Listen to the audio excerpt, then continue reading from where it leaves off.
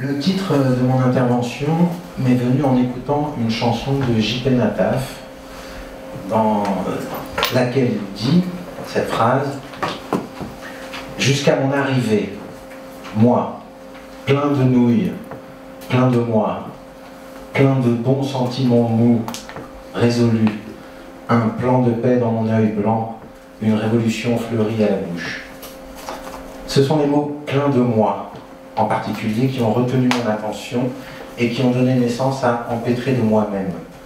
Pensé dans un premier temps avec un accent circonflexe, comme il se doit, mais le versant narcissique comme approche de l'amour m'a paru intéressant et le moi-même, tel qu'il apparaît dans le titre, m'a semblé bienvenu. Je commencerai par vous présenter et commenter 3 schémas, puis j'illustrerai avec 2 situations cliniques.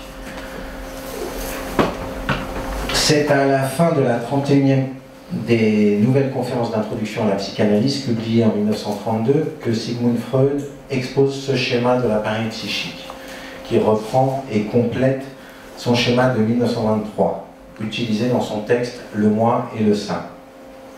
Notons que le surmoi et le moi inconscient qui apparaissent là ne sont pas présents dans le schéma de 1923. Après avoir introduit humblement un dessin sans prétention, selon ses propres termes, il nous dit: « Il est assurément difficile de dire aujourd'hui dans quelle mesure ce dessin est exact.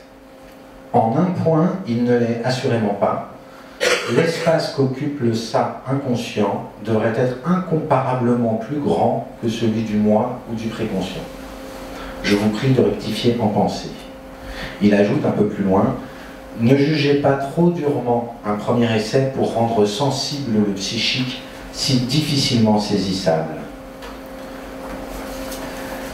Pour ce qui nous occupe aujourd'hui, nous allons nous intéresser plus particulièrement au moi. Et vous voyez que dans ce schéma, il occupe la place centrale. Mais ses contours ne sont pas clairs du tout. Nous savons qu'il est composé de différentes parties en lien avec le système perception-conscience, qu'il a une partie préconsciente et une partie inconsciente. C'est pour essayer de rendre cliniquement et théoriquement plus opérant ce schéma que Fernando de Amorim l'a modifié il y a plus de 20 ans, et que nous continuons au RPH de le questionner et de le modifier. C'est comme cela que nous espérons faire science. Je reprends ici un schéma déjà utilisé. Le moi est ici représenté par ce cercle, avec ses différentes parties, qui sont comme agglomérées. En orange, la partie inconsciente du moi. En gris, la partie préconsciente. Vous voyez que le surmoi a été prolongé et qu'il traverse ici. C'est ainsi qu'est représenté en rouge la résistance du surmoi dont on a parlé ce matin. Les apports lacaniens sont représentés ici par la flèche A', qui indique la relation imaginaire support du transfert psychothérapeutique, par la position de semblant d'objet petit a ici, qui désigne la position qu'occupe le supposé psychanalyste afin de favoriser et nourrir la position transférentielle propre à la psychanalyse telle qu'elle apparaît dans la cartographie. A barré, grand A barré et grand A barré prime représente le grand autre barré, c'est-à-dire soumis à la castration symbolique, donc manquant. Nous allons les retrouver dans le schéma suivant. Vous voyez clairement ici la façon dont, comme cela a été dit tout au long de la journée, nous nous inscrivons dans une lignée freudo-lacanienne. Pour illustrer comment est constitué le moi et ses différentes parties, je ne peux que vous inviter à lire le livre de Nathalie Sarraute intitulé « Tu ne t'aimes pas », où elle imagine et déploie le dialogue intérieur d'un personnage qui s'est entendu dire lors d'une soirée amicale « Tu ne t'aimes pas ». Il s'interroge tout au long du texte sur le sens de cette phrase et sur son corollaire, la question « Comment est-ce quelqu'un qui s'aime ?» La forme choisie par l'auteur rend perceptible et vivant un dialogue entre les différentes parties du moi qui s'interpellent et se répondent. Nous allons maintenant regarder de plus près ce qui se passe au niveau du moi. Comme dans le schéma précédent, nous retrouvons la résistance du surmoi, en rouge, indiquée ici, la relation A', A, petit a, petit A', le grand A barré prime. J'ai ajouté A1, A2 et A3 pour indiquer plus clairement différentes parties du moi. Les pointillés ici marquent la séparation entre le champ intrapsychique, ici, et le champ interpsychique. La zone A est entourée de violet pour indiquer l'aliénation du moi. Autrement dit, la façon dont il ignore les autres parties qui le composent, la façon qu'il a d'être étranger à lui-même. Ce schéma tente d'illustrer la dynamique d'une cure et les effets produits par les séances.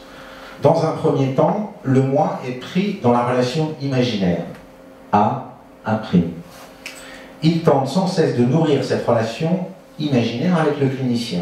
C'est ce qui est indiqué par la flèche noire. Cette relation imaginaire peut aussi bien être sur le versant agressif que sur celui de la séduction. Comme nous l'avons vu dans le schéma précédent, c'est en faisant un pas de côté et en évitant d'être pris dans cette relation imaginaire que le clinicien peut permettre l'apparition d'une parole autre. L'acte du psychanalyste est représenté par la flèche bleue, ici. J'ai indiqué en légende, là, intervention du psychanalyste visant la mobilisation dans le champ intrapsychique. J'ai choisi intervention parce que ce n'est pas toujours une parole prononcée par le clinicien. La façon dont il va se tenir, ouvrir la porte, inviter à entrer, serrer ou non la main, la façon de lever la séance, mais également la manière de proposer des séances supplémentaires, technique de l'écarteur, les rectifications subjectives, la technique de la nomination, la manière de répondre ou non à la demande, aller aux toilettes, rendre la monnaie, payer les séances manquées, constitue toute une palette d'actions qui vise à mettre en mouvement l'appareil psychique figé dans son aliénation imaginaire. C'est ce que représentent entre autres les flèches oranges qui circulent là entre les différentes parties du moi. Ces différentes interventions visent également à diminuer la résistance du surmoi qui fait barrage et empêche la circulation, le mouvement entre les différentes instances. C'est seulement lorsque la résistance du surmoi est amoindrie que les représentations vont pouvoir circuler. Cela s'appuie avant tout sur le transfert et le respect de la règle fondamentale, de l'association libre. C'est ce qui va permettre de frayer cette autre voie que vous avez ici en vert,